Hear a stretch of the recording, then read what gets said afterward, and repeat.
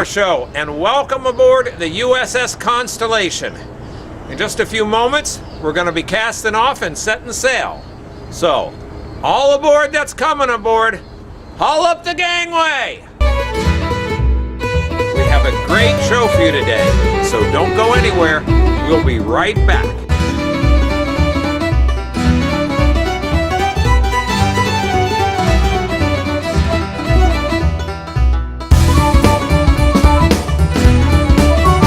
Constellation's early career is perhaps her proudest and most exciting. From 1855 to 1858, she sailed the Mediterranean to protect American interest and show the flag. From 1859 to 1861, she served as flagship of the U.S. African Squadron, cruising off the western coast of Africa in pursuit of American slave ships. The most important thing that people learn on this ship that very few had ever heard of was the ship's relationship to the African Squadron. That this country did have at sea, before the Civil War, a fleet of ships designed solely to free slaves who'd been captured and were on their way to the Western Hemisphere. Constellation captured 3 slave ships, Delicia, Cora, and Triton. Cora alone carried a human cargo of 705 captive Africans. While Constellation was flagship, the U.S. African Squadron captured 14 slave ships and freed almost 4,000 Africans destined for slavery in the Americas. During the Civil War, Constellation served once again in the Mediterranean, where she protected U.S. commerce, took part in the blockade against the Confederate raider Sumter, and showed the flag throughout the Mediterranean world. 1865 saw the end of Constellation's active sea service. From 1871 to 1893, home once again in the Chesapeake Bay, Constellation served as the practice ship for the midshipmen at the United States Naval Academy, where she earned the nickname the Cradle of Admirals. Constellation's cruising grounds stretched from Annapolis northward to Newport, Rhode Island, as the ship provided the future leaders of the United States Navy their summers of sail training at sea. In 1878, Constellation, along with the USS Constitution, sailed to Le Havre, France, carrying American exhibits for display at the Paris exhibition. In 1880, Constellation's guns were removed, her inner compartments reconfigured, and her hold filled with 500 tons of food and clothing destined for the relief of famine in Ireland. She departed from New York on March 30th and arrived in Queenstown, Ireland 3 weeks later. English and Irish dignitaries, including the Duke of Edinburgh himself, celebrated Constellation's mission of mercy. In 1892, Constellation made her last transatlantic voyage, carrying priceless works of art from Italy and France to America for display at the 1893 Chicago World's Fair. Constellation took her final cruise the next summer. As her crew of midshipmen disembarked, Constellation's sailing career was at an end. Although the age of sail had passed away, Constellation remained active, and from 1894 to 1933, she served as a stationary training ship at the U.S. Naval Training Center in Newport, Rhode Island. And it was there in Newport that Constellation saw her last official naval service as the relief flagship for the U.S. Navy's Atlantic Fleet and Battleship Squadron 5 during the Second World War. Almost 100 years old, USS Constellation was still serving her country. In 1955, Constellation returned home to the Chesapeake Bay, this time for permanent display in Baltimore. Constellation was kept afloat until 1994, when she was closed to the public.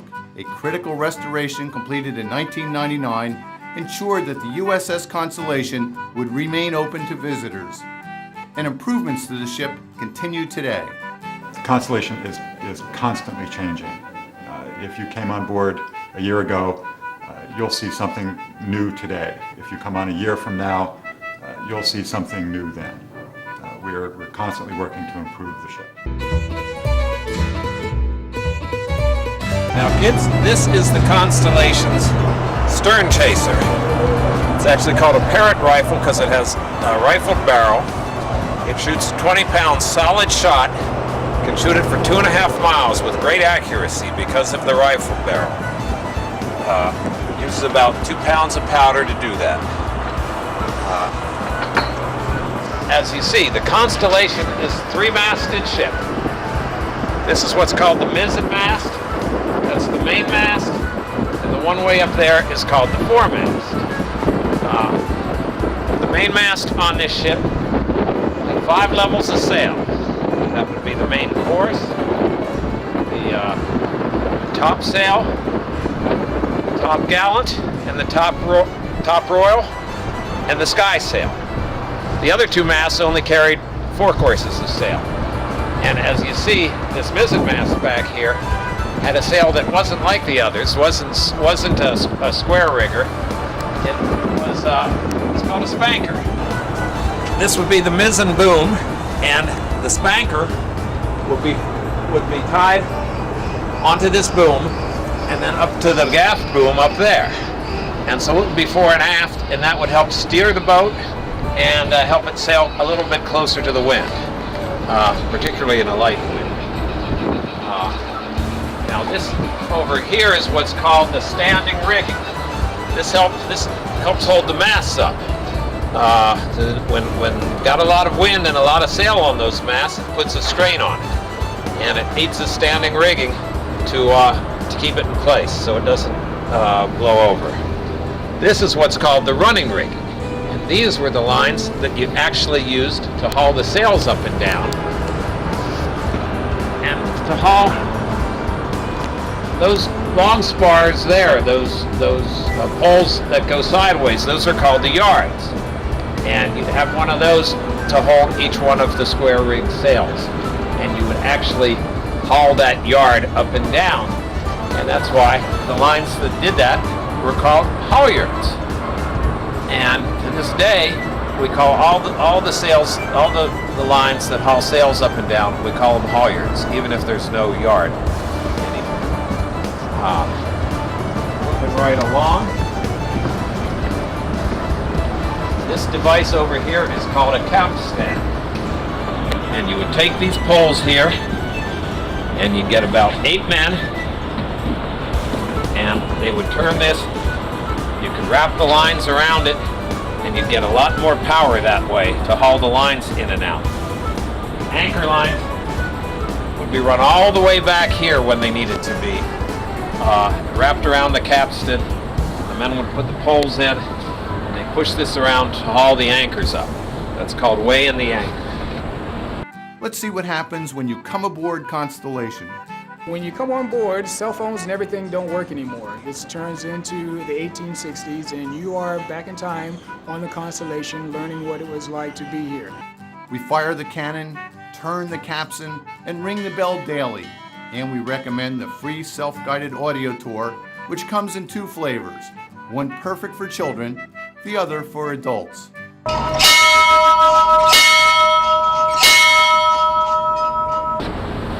Over here you see we've got some spare masts. Each one of these is a section of the mast.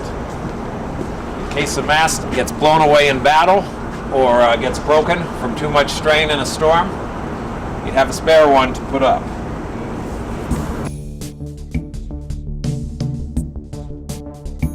See, it's just a barrel with a line on it, and this is a block. This type of block would just be used for hauling heavy stuff up and down. You haul it up and off the deck a few feet, it would be easier to move around, a couple men. So you had all sorts of different lines for different purposes on the ship. Okay, ladies, hope you're enjoying the show. Don't go away, we'll be right back.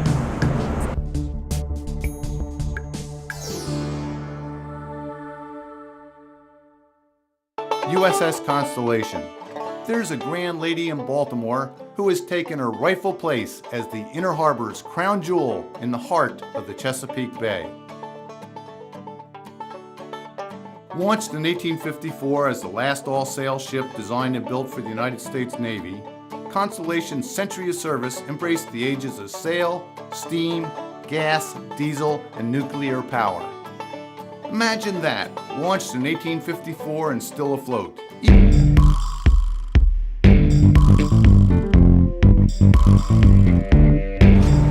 And ladies, as you know, this is what's called a companionway. You've got stairs here that go down to the lower deck.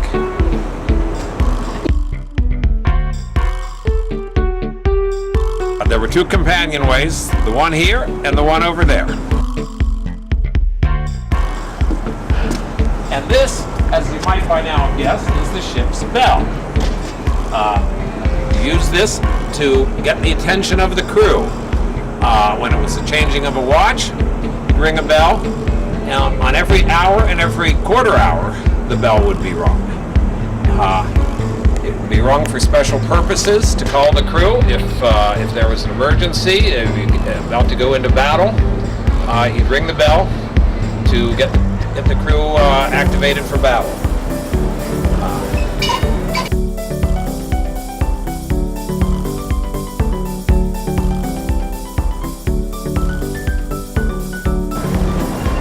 This, of course, is the foremast. It would have had 4 sails on it. These are called ratlins. And this is how the crew got aloft, that is to say, up the mast, when they had to furl the sails to change the sails up there, or to do other things. Sometimes they'd have a watch posted up there, and they'd have to climb up and down. Even when the ship was pitching pretty bad back and forth, the men would have to climb up and down the ratlins.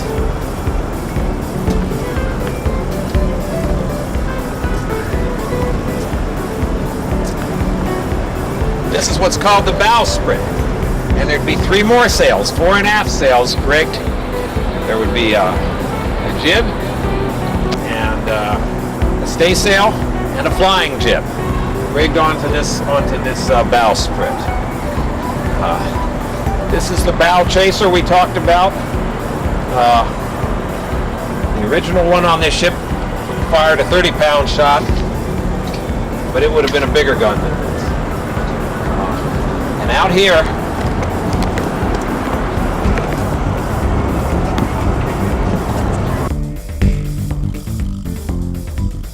the anchors would have been mounted here, and as you know, when the boat's not at dock, but you want to keep it in one place overnight, you anchor the boat, like in a harbor. And the crew would go out, and they'd drop the anchor, and that would hold the boat in place. And then when they were ready to leave, they'd have to weigh the anchor. And that was one of the toughest jobs that the sailors had. When that anchor was set, they'd have to really, really haul, with lots and lots of them hauling at the same time to get that anchor up out of the bottom. And as you know, we showed you the capstan earlier. When the anchor was really set, they'd have to use it to help them so that they get more power into hauling up the anchor. And kids, as you know, the Constellation is right here in the inner harbor of Baltimore. We've got Baltimore all around us. We're right here in the heart of it. And isn't it a lovely place to be, especially on a fine morning like this? Well, kids, we hope you're enjoying the show. So don't go away. We'll be back in a moment.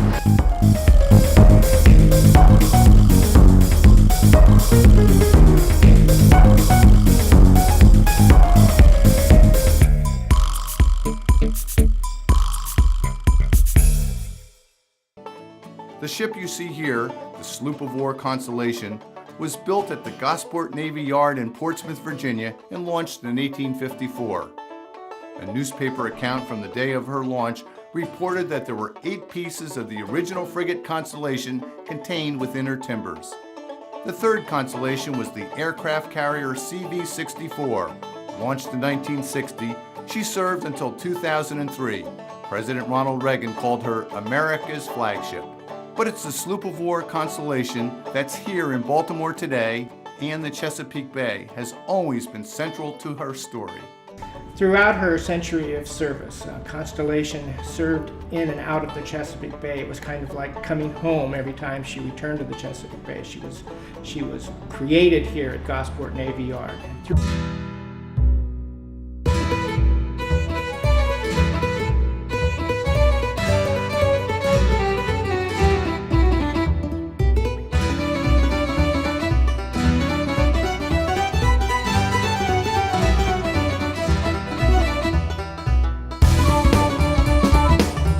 Kids, welcome to the captain's quarters. This is where I live. And this is the captain's table. This is where I invite officers to dine with me. My office is over there. My bunk is over there, my berth. And it's really quite a lovely space here. This is probably the nicest space on the ship. We've got windows back here we can open when there's a nice breeze. Of course, if the seas aren't too high, that is. The galley is over there. That's where they cook the meals. They cook meals for me and the officers, and they cook a different meal for the seamen, of course. Boys and girls, I've had some fine times on this ship. Yep, my berth over there may look small and cramped, but I tell you, I really love it. It's nice and cozy, and it's all I need to lay my head down at night. And you might laugh when you see our bathroom, but it works. It's all we need. And on the ship, the bathroom is called the head. Actually, it's called that because a lot of the men wouldn't use the bathroom. They'd go up to the bow of the ship. And so that was called the head of the ship. There'd be a figurehead underneath the bowsprit. So that's why they called the bow of the ship the head. And since some of the men would use that to go to the bathroom, we call it a head. In our kitchen, we call it a galley. It may be a little cramped, but I tell you, our cook can do some fun, can do some nice things with the provisions we have on board. He cooks up some tasty meals for me.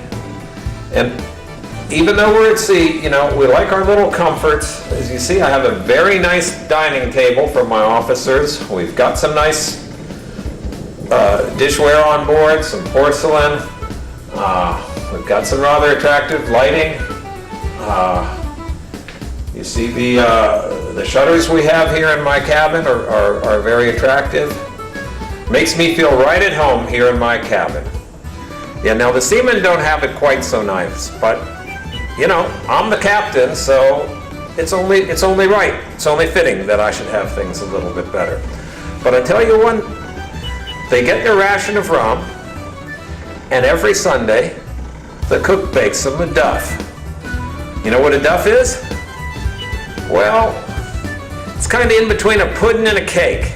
And what he does, he uses the water from the pickle barrel and some flour and bakes it up and puts some molasses on it. And it's quite right tasty. The men look forward to that Sunday duff all week long. And just forward of my quarters is the main deck. And on this ship, that also serves as the gun deck. We've got 20 62-pound guns out there. These are not rifled guns like the ones that I showed you on the stern, but they can shoot a 62-pound shot, and this shot is unlike the one up there. It's not solid. It'll have a little gunpowder in the middle of it and a fuse. So when it hits another ship and you get all that friction and heat, it'll explode. And that's more effective in winning the battle than a solid shot would be. Okay, ladies, hope you're enjoying the show. Don't go away. We'll be right back.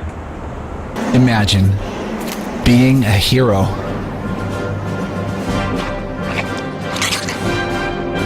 Imagine fighting the bad guys, saving the world, all that good stuff. Now imagine fighting an enemy you can't see or touch. Extra life. Play games. Heal kids. This is my washroom right here. I was telling you about it. And I need to wash my hands. I've got water right there. I just wash up and dirty water goes in here. And this is where I take a bath. Now the men have to go overboard to take a bath or hose themselves down a little bit on deck. But I'm a captain, I got some privilege, and I get to take a bath. And this is my stateroom, such as it is. Got my extra uniform. This is my berth. I've got my bunk here, we talked about, a little extra desk here.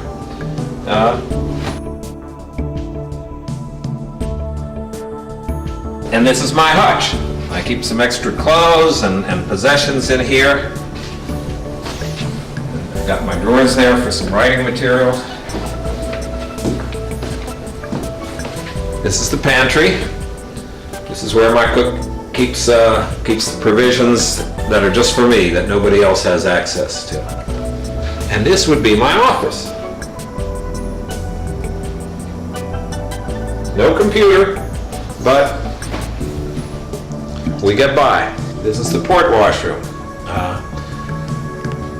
You see, I can only use one washroom at a time depending on which tack the ship is on. Because when the ship is on a port tack, that means it'll be leaning that way. When it's on a starboard tack, the ship will be leaning that way. So I got to choose which bass I'm going to take depending on which way the wind is blowing and which tack the ship is on. Now, this is the port side of the ship. When you're looking forward, like here, we're looking from aft towards the bow, that's called forward. When you're looking forward, the side on your left-hand side is the port side, and the side on your right-hand side is the starboard side.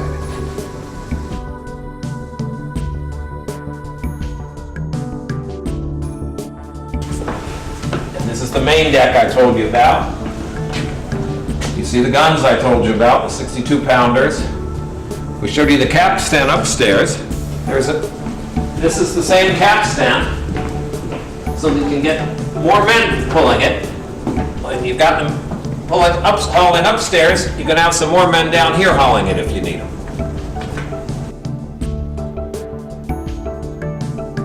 And what do you think this is, kids?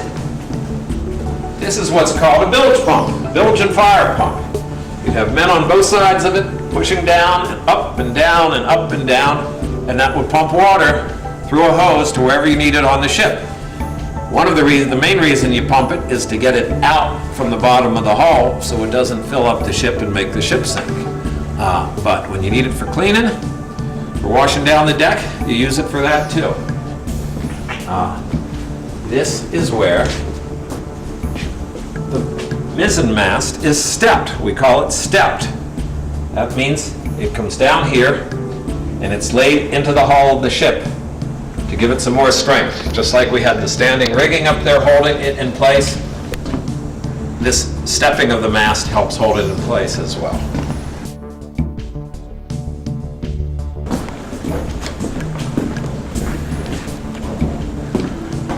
Oh.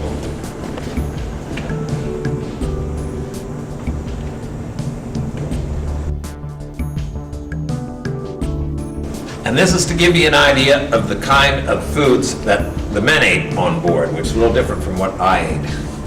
These biscuits here are called hardtack, and they keep for a long time. They were hard to eat, but they were a little hard, a little stale, but you could eat them.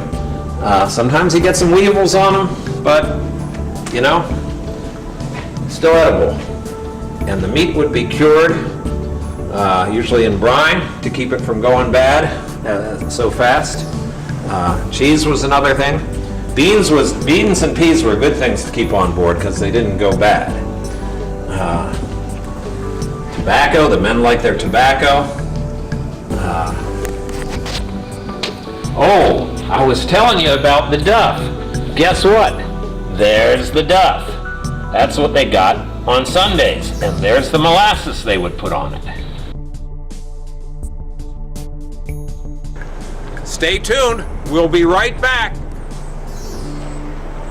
There we go. That's it. All right, because this is... It started small. Then it went global. Gamers from North America coming together with gamers from all around the world, from all walks of life, getting together to play games for 24 hours and raise money to help cure sick kids. With all funds raised staying local with Children's Miracle Network hospitals and partner hospitals internationally. For more info or to sign up, visit www.extra-life.org. Play games, heal kids, Extra Life. Family oriented. and the kids will love it, and they'll come out asking questions, which I love. It transports you back. You can almost get the feel that you were actually there, because laying in that hammock, like, oh my goodness. I think it's really interesting because it shows you exactly how they slept and how they ate and how they went through life. Alive, and that it helps you to understand. Like, rather than looking at pictures, you can actually see what they were in, and you can actually understand it. I think it makes me appreciate being an American, knowing these people went through these things to put me where I am now. I'd say come see it. Yeah, we were a little bit leery because of the age of our children, 4 and 7, but they enjoyed it so much. It really kind of surprised us. We thought it'd be more for us, the parents, but no, they loved it. They had a good time. Yeah, they had a great time. So come aboard USS Constellation. By this walking through history that they're able to do, and they're able to see the hammocks and see the officer's wardroom and sit in the captain's cabin and have this whole immersive experience that you're never going to get at most types of museums. So this is a really wonderful experience for them, and they have no idea what they're missing out on, and then they come on board and they keep coming back.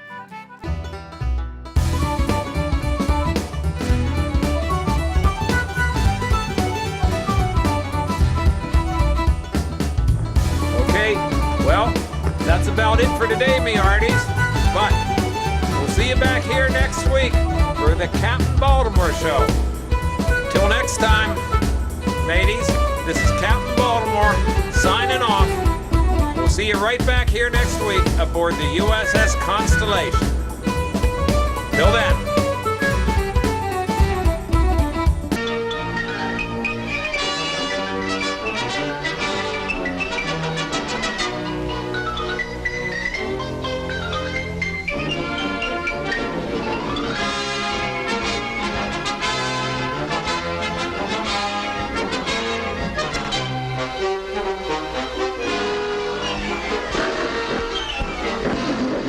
I'm a deep water sailor, just come from Hong Kong. To me way, I blow the man down. If you give me some silver, I'll sing you a song. Oh, give me some time to blow the man down. Behind the 8 ball, I first take my time. To me way, I blow the man down. Behind the 8 ball, he has wasted his prime. Oh, give him some time to blow the man down. Wise guy, huh? Tinkers and tailors and soldiers and all. To me way, I blow the man down. That's one good sailor behind the 8 ball. Oh, give him some time to blow the man down. 15 hairs and a dead man's chest.